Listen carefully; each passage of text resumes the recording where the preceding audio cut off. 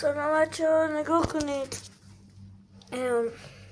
از روزی که من داشتم ویدیو میذاشتم با یه چنل دیگه داشتیم، این صداشو قطع کنم به خاطرتون درست بشنوید.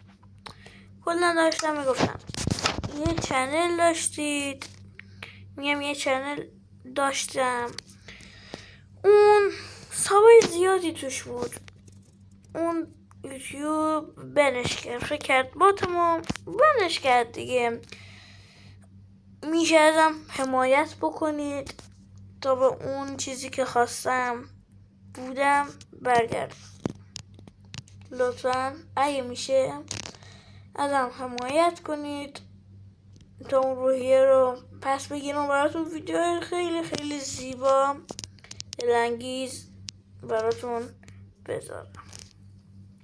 لطفا ازم پس حمایت کنید، چیزی ازتون کم میشه. با امید